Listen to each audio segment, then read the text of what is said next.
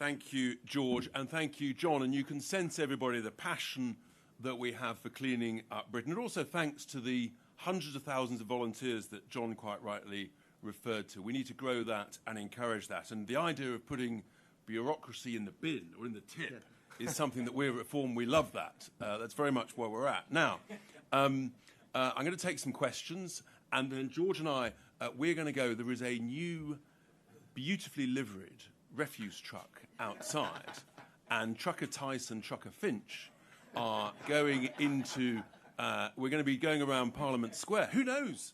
We might come across Steve Bray. Should we put him in the bin? Anyway, so some questions. GB News, Olivia Utley. Suella Braverman was the Conservatives' Home Secretary when this suspect in Belfast was granted leave to remain in the UK, and Robert Jenrick was an immigration minister. Why would voters trust these politicians again with our immigration policy? Because they had the courage to fight for what they believed in, and they had the courage ultimately to stand up. As you know, Suella was sacked for her courage, for trying to do the right thing, for trying to leave the ECHR, and for trying to properly stop the boats. And then shortly afterwards, Robert Jenrick resigned. So they actually showed themselves to be politicians of conviction, of courage, and it was the failures of the weak, soggy Conservative Party who allowed this to happen. They're responsible for this crisis emerging, and this has been continued by this current Labour Party. Thank you, Olivia. BBC, Alex Forsyth. Hello, thanks very much, Mr. Tice. What is your reaction to the violence that we saw on the streets of Belfast last night? Do you condemn it? And what is your message to anybody who might be considering taking to the streets later today? Of course, we always condemn any violence, violent protest or whatever. It's completely unacceptable, and along with all politicians of all different stripes. Lawful protest is, of course, something that is a vital part of a democracy, but everybody has to understand that there is a huge difference between expressing one's concern for what is going on lawfully, peacefully, respectfully, and violence, criminal activities, the fires we saw last night, damage to public property, totally and utterly unacceptable. It's the same as always, which is that, and I said in the chamber yesterday to the Secretary of State, we would urge calm. We would urge people to recognise that the police have got to do their work in Northern Ireland, and those who want to express their concern, their anxiety, their frustration, do that peacefully, lawfully, but that cannot cross the line into any form of violence or damage. It's not who we are, it's not what we do, it's not the United Kingdom. Thank you, Alex. Sky News, Rob Powell. Thank you, Rob Powell, Sky News. On the topic of the day, given your call for companies to do more to tackle littering, would you be in favour of taking inspiration from the continent and bringing in more deposit return schemes? And then on Belfast as well, we know that the suspect is a Sudanese asylum seeker. There's been a civil war going for several years in Sudan, 150,000 plus dead, millions living in famine. Does your policy of banning visas for anyone coming from Sudan, can I clarify, does that mean no Sudanese asylum seekers coming into the UK?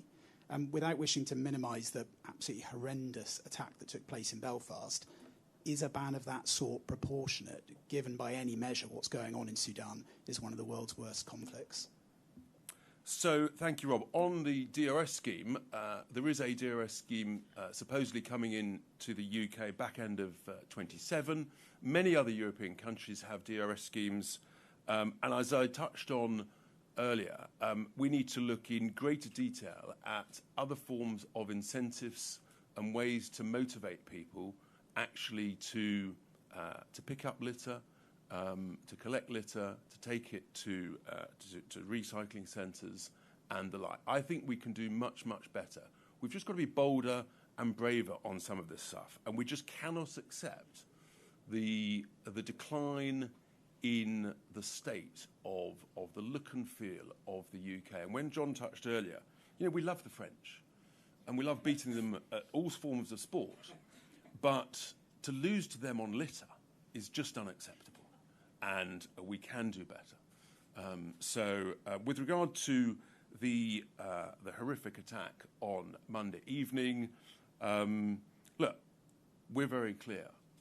We have to detain and deport anybody who comes into the United Kingdom illegally.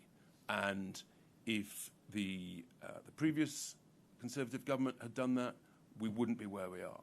If this government had done that, we wouldn't be where we are. We are in a terrible state. The frustration of tens of millions of people is palpable.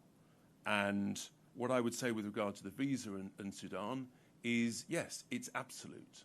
And we think it is proportionate. Our job as politicians in the United Kingdom is to keep our own citizens safe. Women, girls, boys, men. And we have to be courageous and say, enough's enough. We're done with this. It's unacceptable. And I think our approach is why we're leading in over 300 of the last national polls, because people recognise that we mean it when we say it. And that is what the people want. When I was campaigning, knocking on doors during the local election campaign, it was crystal clear. The issue of the crisis of the small boats crisis, people coming here, breaking the law, is the number one issue. And this government is doing nothing to stop it. Thank you very much. ITV News, Romilly Weeks. Thank you, Mr. Tice. Why is Nigel Farage still refusing to face proper scrutiny over the £5 million given to him by Christopher Harben? And is this the kind of transparency we can expect from reform if you do get into government? And can you clarify specifically whether Nigel Farage or any other members of the party accepted other significant donations that have not been declared? So there's no one more transparent who does more press conferences, frankly, than us at Reform. I mean, here we are today. We take all questions. And I think actually Nigel has given a number of interviews. He's been very clear. He wasn't in politics when that gift was made. He believes the advice has been absolutely clear that it's within the rules. Obviously, we've got the Parliamentary Standards Commissioner looking at it. They'll form their own judgment in due course. But isn't it a sense of actually how Reform is growing? We do press conferences and the like, and it's part of actually showing that Reform has talent across the whole board. That we're doing these press conferences, whether it's me, whether it's Zia, whether it's whoever, and we're not afraid of any scrutiny. But we do think also that it should be fair scrutiny, and that's where we're at. So, not afraid of anything. There was a second part to your question. Sorry, Romilly. Was there a second part to your question? Yes, it was whether you can clarify whether there have been any other significant donations. None that I'm aware of. No. The answer is to that. None that any of us are aware of.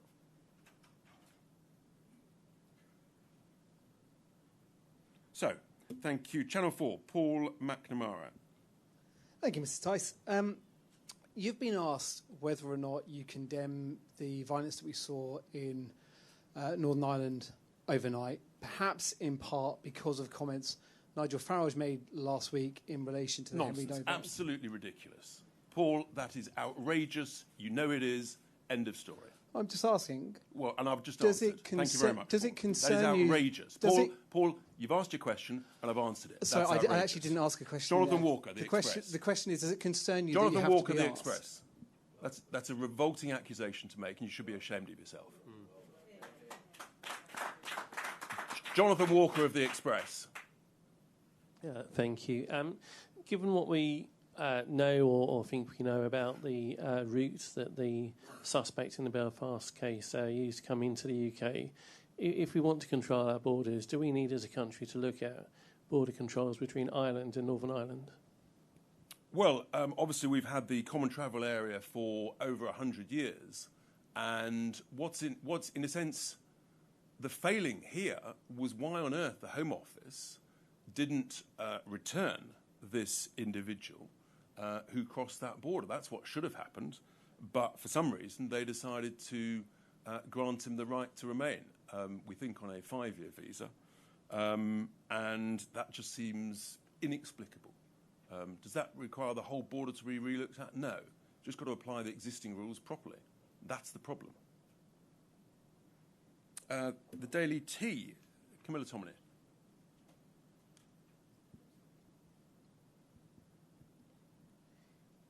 You're vowing to clean up Britain. Up in Durham, the Reform-led county council has recently rolled back spending on street cleaning in order to achieve 3.4 million in departmental savings.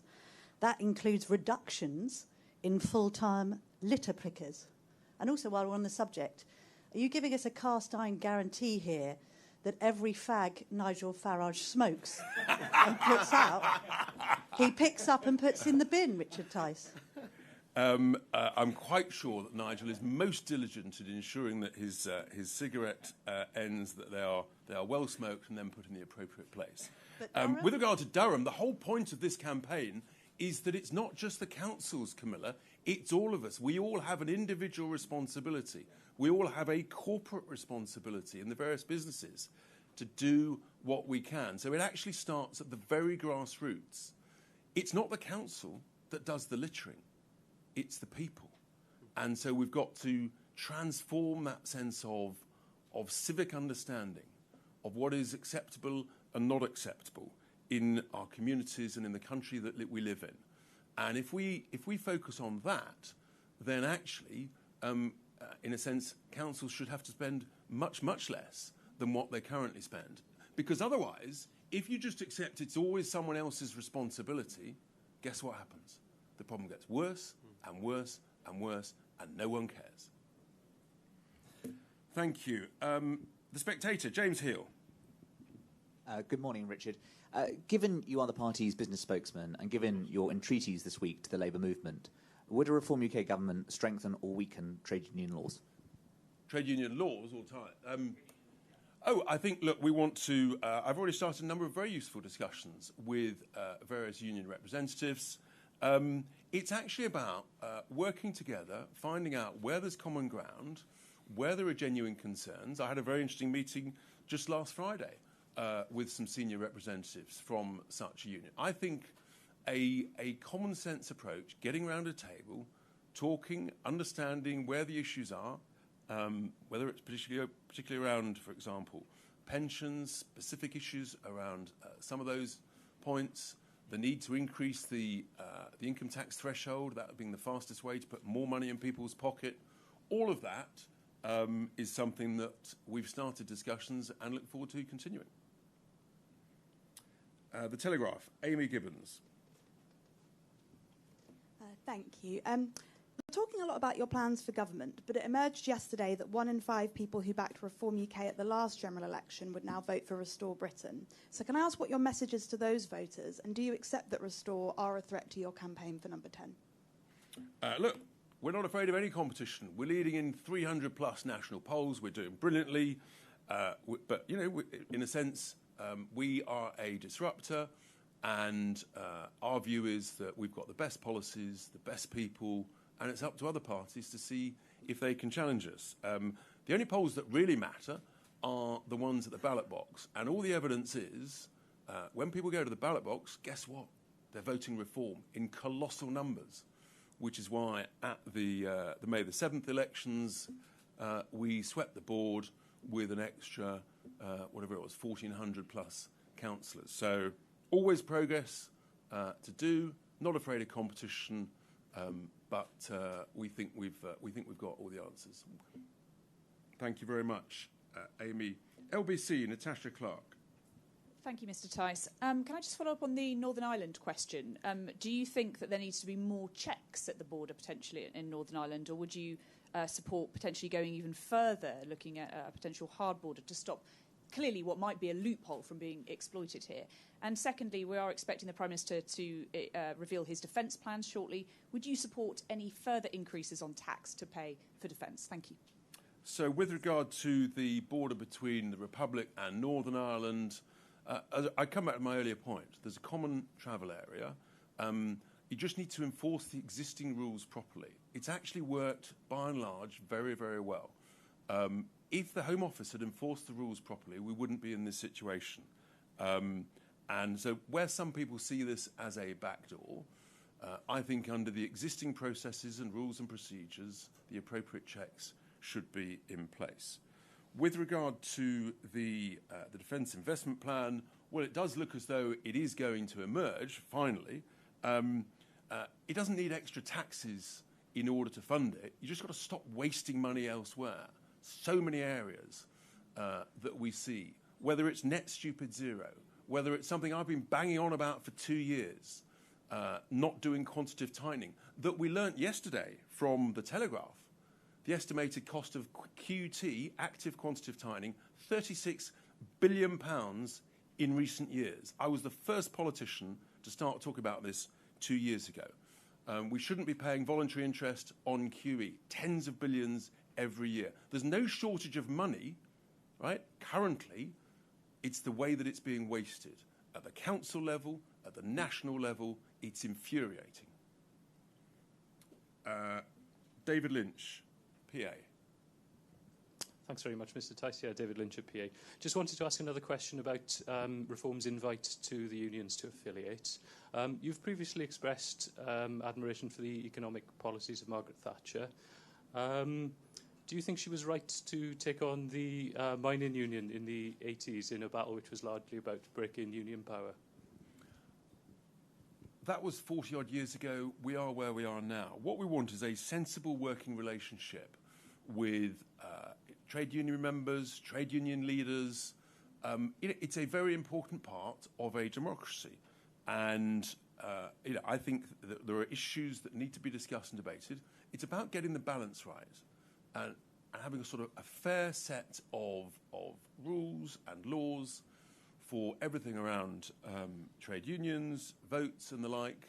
And look, at the end of the day, we want to run the country. We want to run it better than anybody else. And that means working with trade unions, with all interested parties in doing that. And isn't it interesting that the majority of union members in the two biggest trade unions donating to the Labour Party, GMB and Unite, majority of their members are voting Reform. So they're voting with their feet, and I think I've got this right, that that Nigel Farage is a more popular leader than Sir Keir Starmer amongst the broader union movement. So I think people can see there's a direction of travel.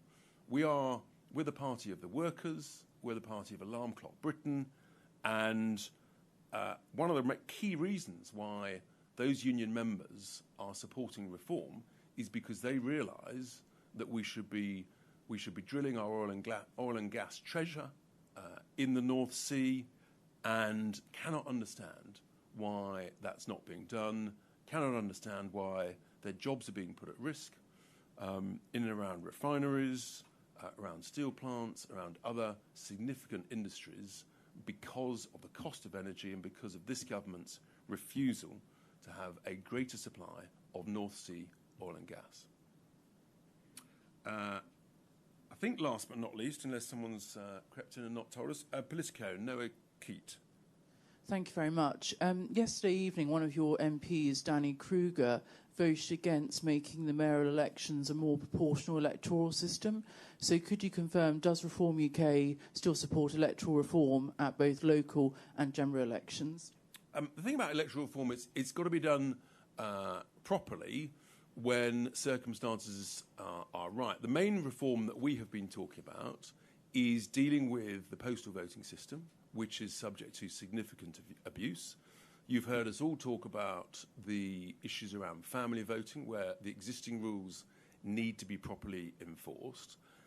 But we do have an issue in the United Kingdom now, which is across large parts of the UK, we have got sectarian politics coming into our democracy, and it's a new place. It's a difficult place for us to be. So, we're very thoughtful about all of this, but our key focus at the moment is postal vote reform, family voting, ensuring that is done fairly, properly, and freely. Did I miss anybody? I've gone through my list. Who have I missed? If you say who you are. See, we like to be full, open, and transparent. Yeah. Rob, that's funny enough, that's a question. Rob Hutton from The Critic. I'd like to ask about the massive bribe paid to Reform's leader in Wales. How is taking a huge payment, huge secret payment, and then advocating for Russia different from taking a huge secret payment and then advocating for crypto? You're talking about one individual who committed an offence and has been convicted. So it's a number the of conviction years. is Well, look, he was found guilty. That's that. That's got nothing to do with the issues around crypto, which is part of a modern society, and many, many people.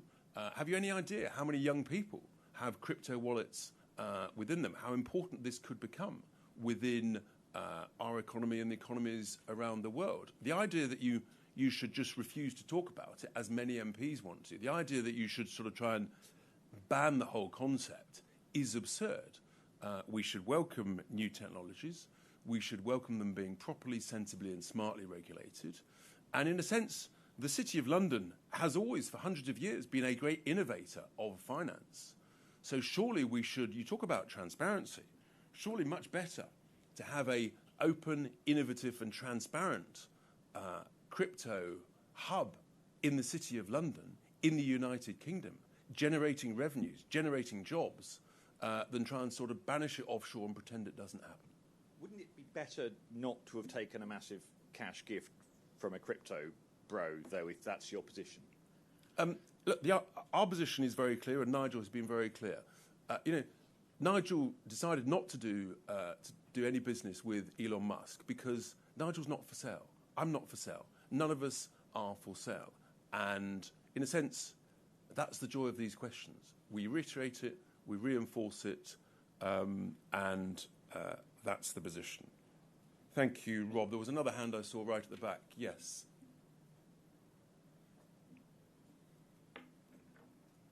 Hello, it's Rowena Mason from The Guardian. Just on the same question of transparency, you say the party is up for scrutiny, but why is it that Nigel Farage himself hasn't done a press conference for the last 50 days since news of this gift? Are you counting? That's amazing. Have you got nothing better to do? Well, previously he was doing press conferences almost every week, and we've had Yeah, and what happened was actually you got bored of them, and so you started not to attend.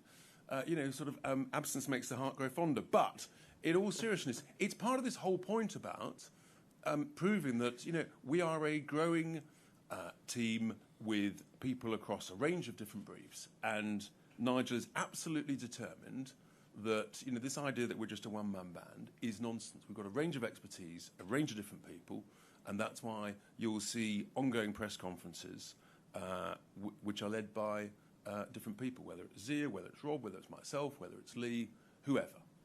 All right? He's not scared. I think one thing you can say over the last 30 years is that Nigel Farage is not scared. Sorry, I missed. Hi.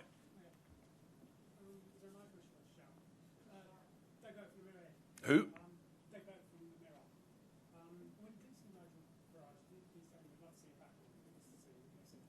Are you missing him? That's very touching. I'm sure he'll be thrilled.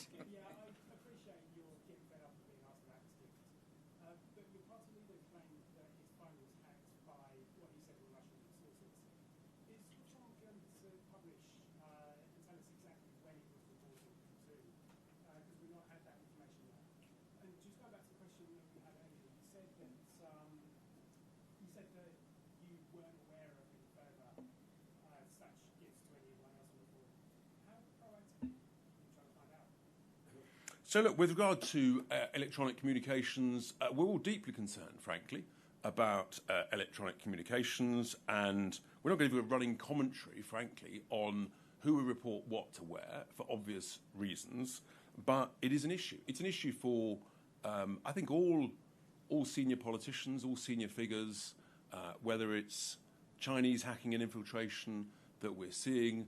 We just heard today, I think it was reported, that Chinese infiltration of a SIM card into a car part inserted into one of the previous Prime Minister's car. So these are things we have to be aware of, whether it's Chinese, Russian, or who else. So look, with regard... No, look, as I say, the risk here is enormous to all of us, whether it's Nigel, whether it's me, whether it's any senior politician from any other party. We deal with it with the respective authorities, we get stuff looked at, but as I say, I don't think the right thing to do is to give a running commentary on it. That actually will probably just help our enemies. So that's that. With regard to your second question, look, at the end of the day, we're saying to people, you've got to trust us. Have I checked the bank accounts of every single member of the whole of 200 and something thousand Reform members? Don't be daft. We're working incredibly hard. We're confident in what we're doing, and at all times, our clear view is we're complying with the rules. Thank you very much. Anyone else? Lovely. Thank you so much indeed. We're done here. We're going to have a little trip outside. Anybody who wants to come and enjoy taking a photo of that is very welcome. Otherwise, thank you for your attention.